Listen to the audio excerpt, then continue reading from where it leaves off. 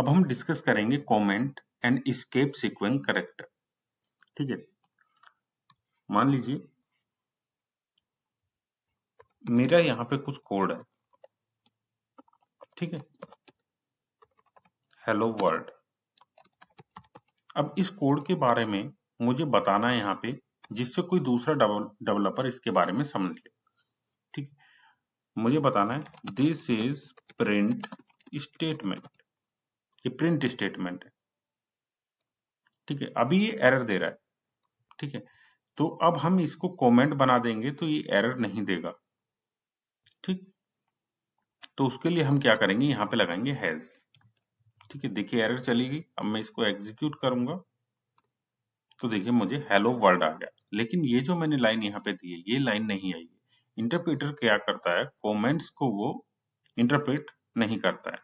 ठीक है, तो वो सिर्फ किसको इंटरप्रेट करेगा, इन स्टेटमेंट्स को जो कमेंटेड नहीं है। ये जो हैज कमेंटेड होते हैं, जो कमेंट होते हैं, ये सिर्फ डेवलपर के लिए होते हैं, अंडरस्टैंड करने के लिए, कोड के लिए।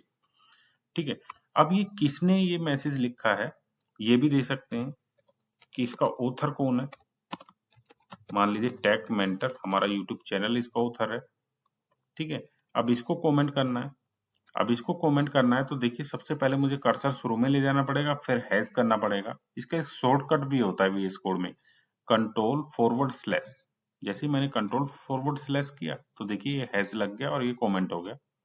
ठीक है, इसके बाद मुझे डेट भी देनी है, डेट भी देनी है कि कब ये मैंने कमेंट किया,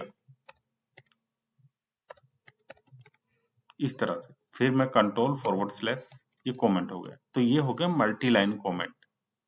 ठीक है, अब मैं एक बार फिर प्रिंट करा देता हूँ। देखिए हेलो वर्ल्ड, अभी आउटपुट में हेलो वर्ल्ड आया। ये सारे कमेंट प्रिंट नहीं हो रहे हैं।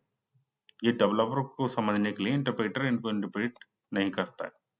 ठीक है, तो कमेंट आपको पता चला। अब इनको अनकमेंट करना है। मान लीजिए मुझे अनकमेंट करना है तो फिर से मैं कंट्रोल फॉरवर्ड स्लैश, सारे अनकमेंट हो गए एक साथ, तो सभी को एक साथ कंट्रोल फॉरवर्ड स्लैश के साथ कमेंट और अनकमेंट कर सकता हूँ। ठीक है, फिर से मैं अनकमेंट करता हूँ, इनको सेलेक्ट करता हूँ, अनकमेंट किया, सेलेक्ट करने पड़ेंगे पहले मुझे। अब इसमें एक तरीका और होता है मल्टी लाइन कमेंट के लिए, ट्रिपल सिंगल क्वाट। ये डबल दो बार क्वाट है, यहाँ पे देखिए ट्रिपल सिंगल क्वाट आ गया। एक को मैं कट कर लेता हूँ, एक को पहले रखूंगा, एक को कमेंट के बाद करूंगा। तो देखिए इस तरह भी हम मल्टी लाइन कमेंट कर सकते हैं। चलिए मैं एग्जीक्यूट करके दिखाता हूँ आपको। ये देखिए हेलो वर्ल्ड आया। फिर होता है ट्रिपल डबल क्वाट, इसको मैं हटा देता हूँ। ये देखिए 3 3 3 ऊपर रहने दी मैंने और 3 ही नीचे कर दी, फिर भी ये वर्क करेगा। ठीक है, तो ट्रिपल सिंगल क्वाट और ट्रिपल डबल क्वाट से हम मल्टी लाइन कमेंट्स कर सकते हैं। ठीक, अब इसके बाद आता है हमारा एस्केप कैरेक्टर। जैसे मैंने आपको पहले बताया था, एस्केप कैरेक्टर अगर मुझे इसे न्यू लाइन में इस तरह से लिखना है तो मुझे एरर आएगी। उसके लिए हम क्या यूज कर सकते हैं, \n, इस तरह से। ये होता है हमारा न्यू लाइन के लिए। मैं देखिए यहाँ पे प्रिंट किया, हेलो पहली लाइन में आ गया, वर्ड आ गया दूसरी लाइन। ठीक है, अब ये जो वर्ड है इसको मुझे क्वाट्स के अंदर लेना है कि ये डबल क्वाट्स इस पे लिखा हुआ है।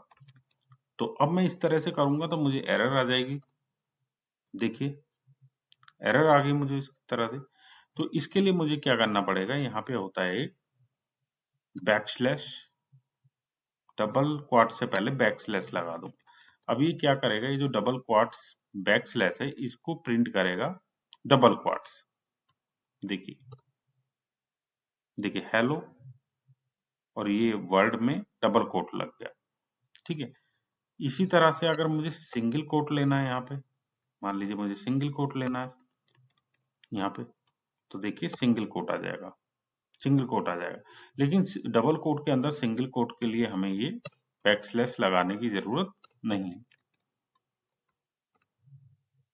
ये देखिए फिर भी आ रहा है सिंगल कोट। अब मुझे क्या करना है, मुझे सिंगल कोट में स्ट्रिंग लेनी है, सिंगल कोट में स्ट्रिंगली और अंदर भी सिंगल कोट है, फिर एरर आ जाएगी।